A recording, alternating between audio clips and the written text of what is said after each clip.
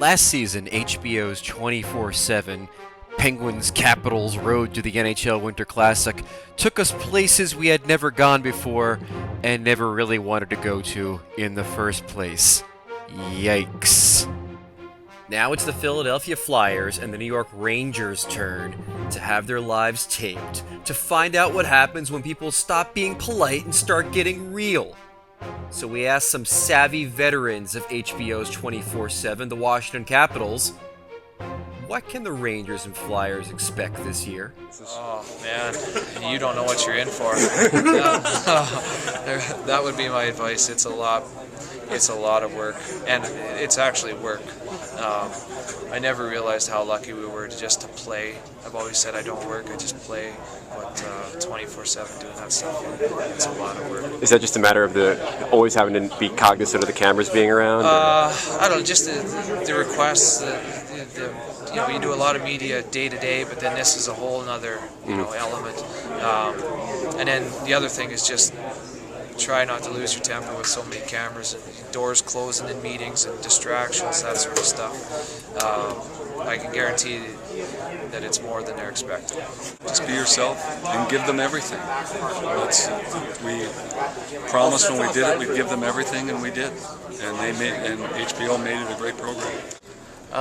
The best advice I can give them, if you want good TV, be yourself. Yeah.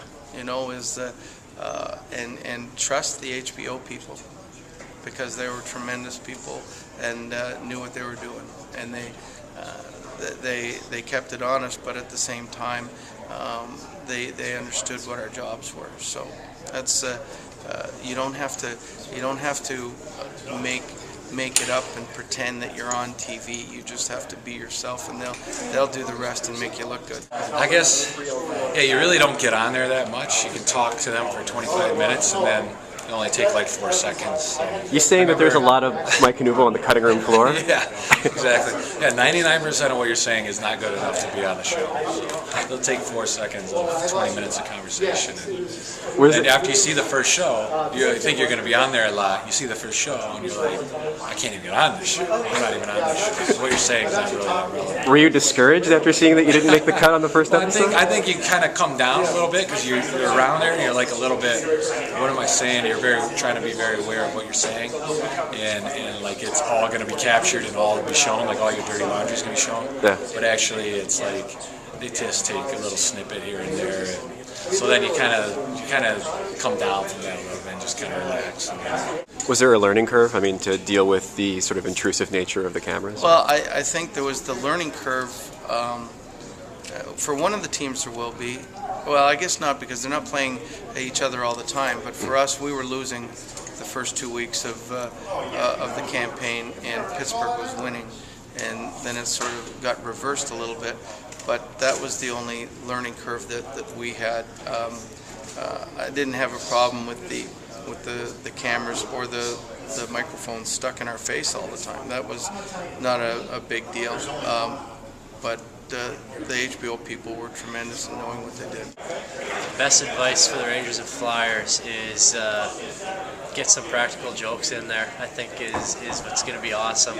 It was fun watching what Pittsburgh did, moving all the furniture out of the guys' room. So I think that'll make for some pretty good TV. But also just enjoy and be yourselves, because that's what everybody wants to see. You bring up an interesting point in the sense that they seemed like they were more prankstery than you guys were. You had the Matt Cook thing.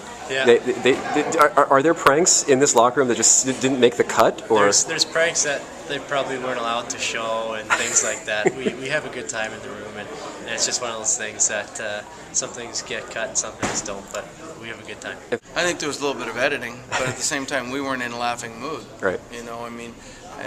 Each show showed it, like the somber music and all of those things for the first 2 weeks, and then when we finally won, it looked like we had won. Everybody had won the major lottery of the world, and but it made for great TV.